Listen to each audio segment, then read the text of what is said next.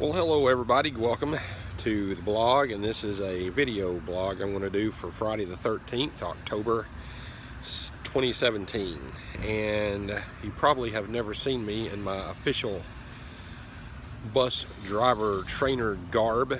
Got my glasses on my head because I'm going to need them when it gets brighter. I'm taking a trainee to the DMV where we go to get a driver's license. Now this driver trainee that I have brought out here this morning is testing to see if she can get her CDL Class B with her P and S endorsements so that she can drive a school bus. If she's ready, she'll pass, and if she's not, she won't, and she'll go back to some more training.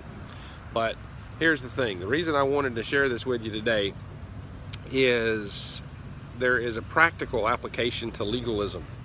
You see, when we get on a school bus, we do what is called a pre-trip. We get on and we check everything that has to be checked in order to make sure that when we go out on the road, we're safe. Now, years ago, we had something that was called a DVCR book. And this is nothing but a checklist that you would go down with a pen and pencil, carbon copy on the back, and you check off every little thing that you said you checked. And that would be things like your headlights, your stoplights, your windshield wiper, your transmission, your brakes, all these things, inside the seats, tires, you know, all kinds of things.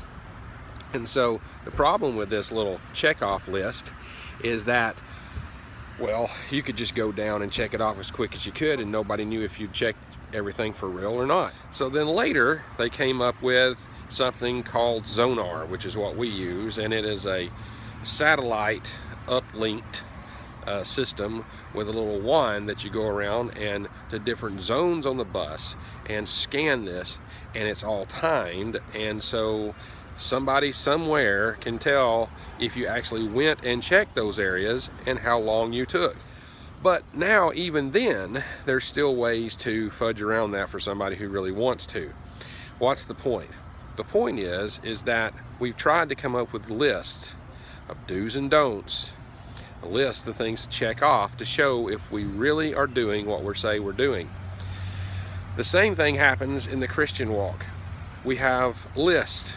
As long as we are checking off the list, it appears to everyone that we are doing the right things, that our hearts are right, and that we have the right motives and everything's okay. The problem is there are people that fudge. There's people that skimp. There's people that watch the clock and do things that aren't really of the heart, but just enough to get by.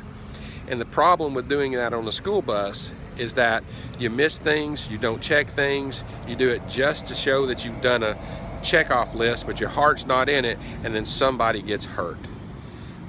People get hurt in the Christian walk too, when all they do is check off a list and don't do what they do from the heart. You see, God doesn't want us to do everything just to please Him by checking off a list. He doesn't want our sacrifice. He wants our obedience, and He wants our heart. So when it comes to legalism, there's practical ways in the world to see that legalism is no good. It gets people hurt, and so does legalism in the Christian walk, in the spiritual walk. Our legalism not only hurts us, but it hurts others. I hope this has been something you can learn from. And by the way, even though it's Friday the 13th, God is still in control. This world is His and all that's in it. And devil ain't got no right over me. Have a good one.